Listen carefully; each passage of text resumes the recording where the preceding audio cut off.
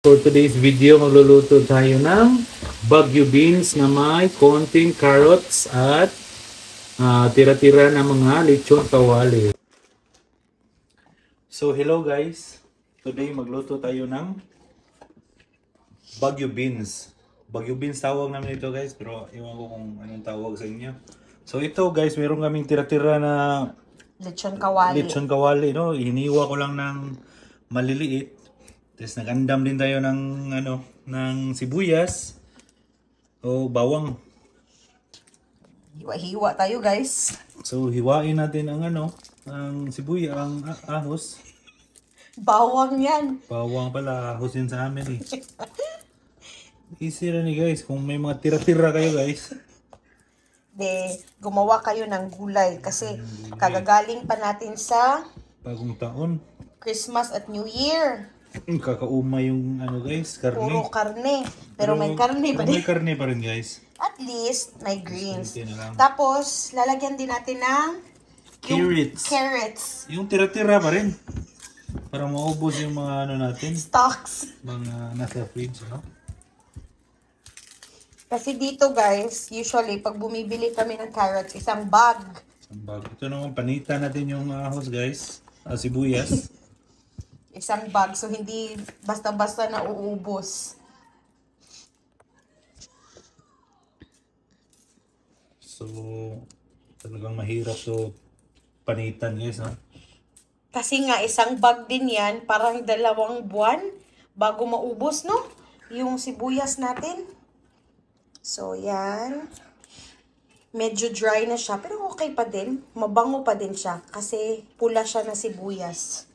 So, nag-iinit ako ng mantika while waiting. Tapos hiwain lang natin ng maliliit guys, yung ganito, no? Yung panggisa lang na pagkahiwa. Gagmayin lang natin ng maigi.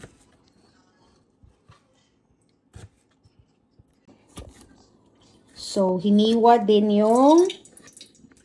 natin ng gagmay ang carrots guys. para bumagay siya sa hiwa ng Baguio beans. So, hindi nakakaalam guys. Mabilis lang itong lutuin guys. Ba't ba ang liit ng ginagamit mong kutsilyo?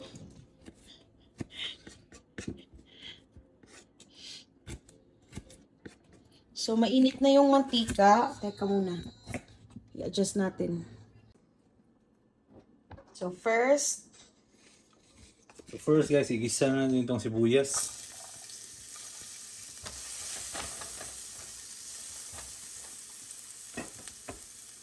Medyo brown na. Lagyan na yung bawang. At igisabay na lang din, no? tapos, may naiwang sibuyas doon lang. Sibuyas, dali. May naiwang sibuyas, sama na lang din natin yung carrots. Ay. Ayan. So, late na natin ilalagay yung karne, guys. Kasi nga, luto na yon. And then, pag medyo na siya, medyo brown na siya. Hindi naman brown, pag medyo naluto-luto na siya ng konti, Saka ilagay yung lagay na natin tong Baguio beans. Baguio beans. Sa pinagol mo na lang yan guys. Para Bango. simple recipe lang to guys. Kung may mga tira-tira kayo sa fridge, o yung mga tira-tira yung karne, Lagyan nyo lang ng gulay para may ulam na. may ulam na. So, timplahan nyo lang ng asin. Konti lang yung asin. Kasi maglalagay tayo ng Toyo. soy sauce. Soy sauce. Ayan. Then, konting black pepper. Ayan. Kung may kayo guys, tira-tira kayong oyster sauce, isalin nyo na rin. Para hindi sayang. Ba't pati yung cover ng oyster sauce? Sumali din. Okay. Tapos lagyan na din asin konti. Yan. Tapos, Kung may garlic powder din kayo, isalin nyo na rin. Salin nyo na rin yung garlic powder. sige, bigyan mo nga ng garlic powder lang. Oh. Kasi may garlic powder Kasi may kami. tira-tira ka rin. Tira-tira ang garlic powder, din sali na. Alright. Okay, may May ulam na tayo. So, last na natin ilalagay yung konting karne kasi nga, luto na siya. So, lutuin muna natin yung huwag na natin ilas, ihahalo na natin lahat. Para Okay. walang maiwan.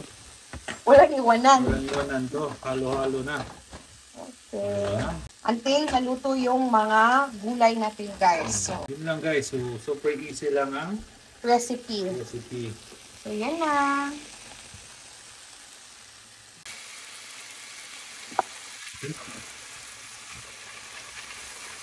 So, nilagyan niya kanina ng konting tubig, guys.